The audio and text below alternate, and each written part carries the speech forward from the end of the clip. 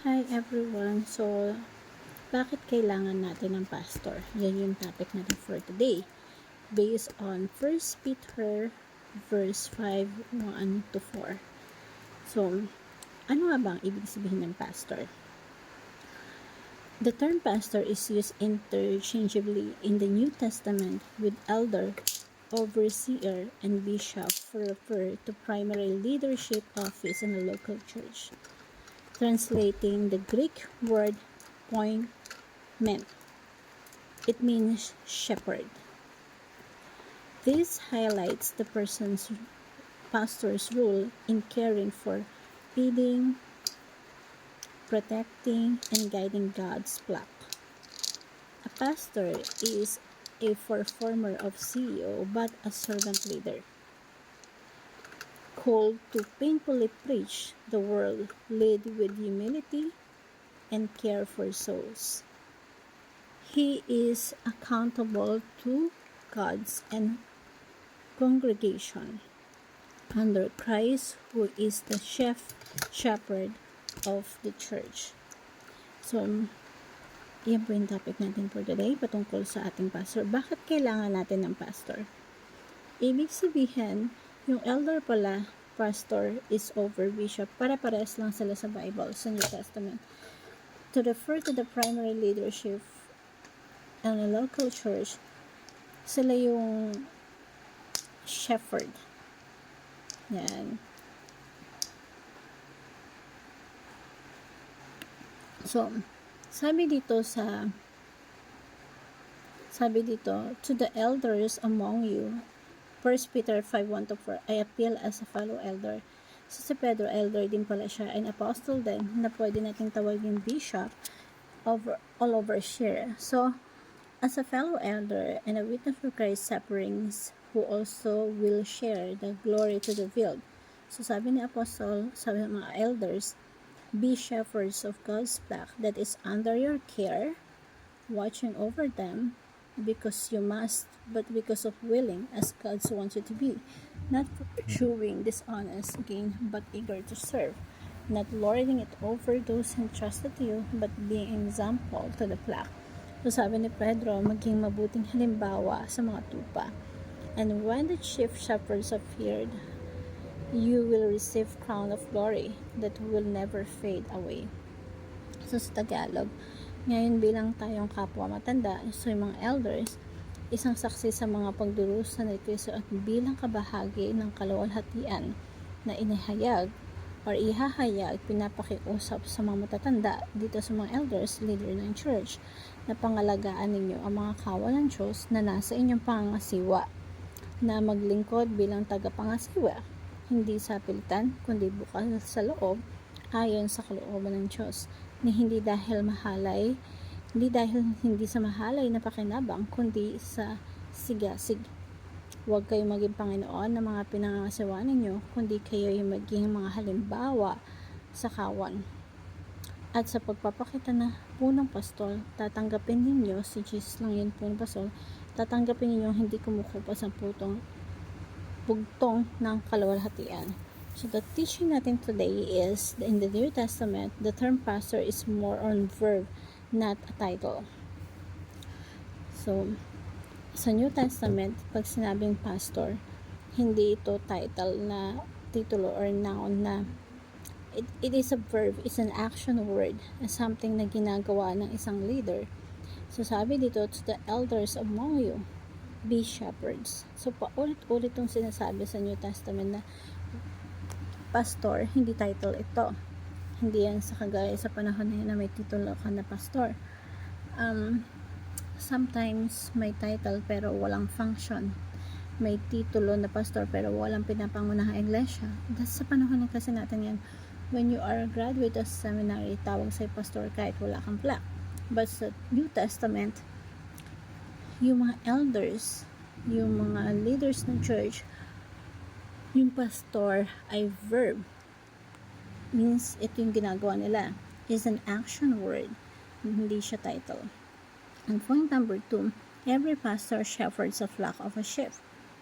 Lahat ng mga pastor Ngayon kasi mga pastor, titulo or title na siya, kumbaga. So, naging title na siya.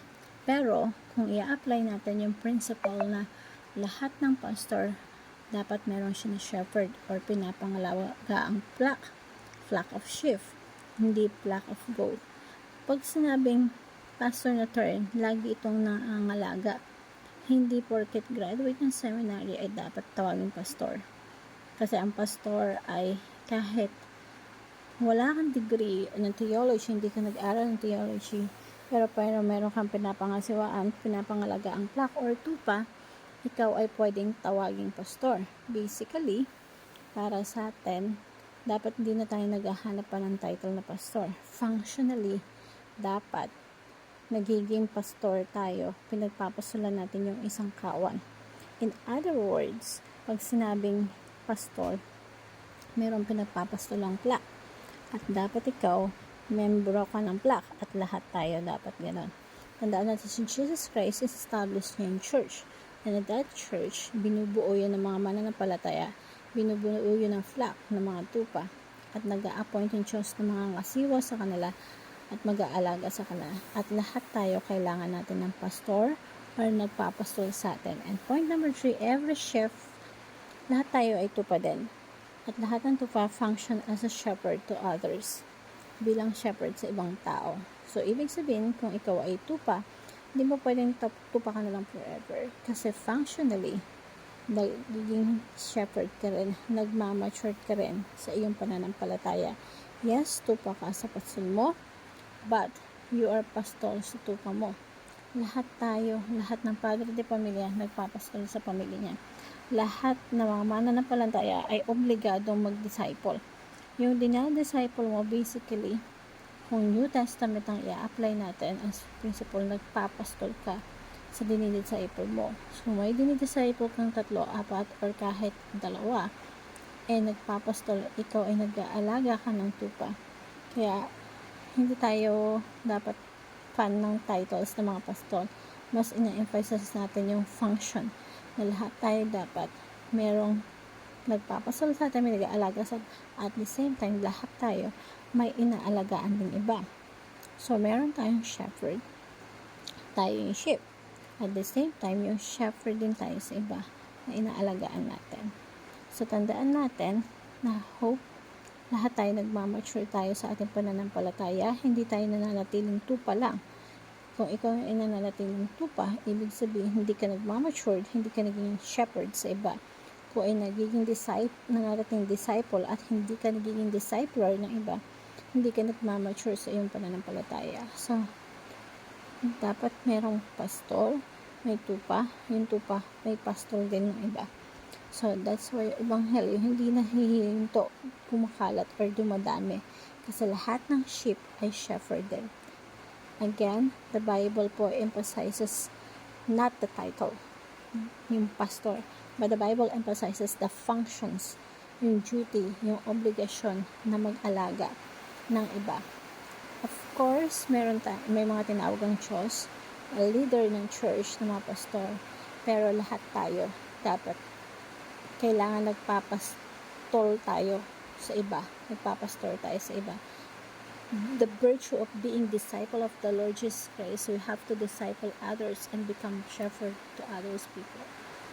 And the application is cling to the rule, not to the title.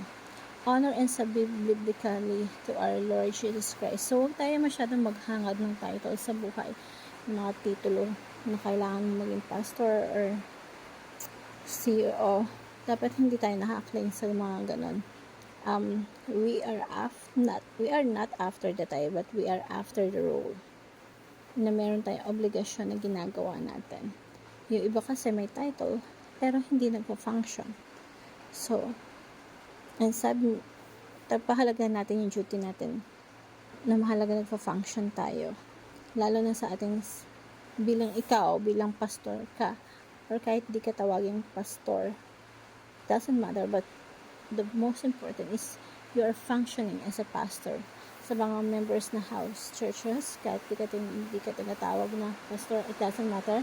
Ang importante, pinapangalagaan mo yung tupa ng Diyos. We are not after the title, the positions, na tinitingala ng mga tao ang gusto ng Diyos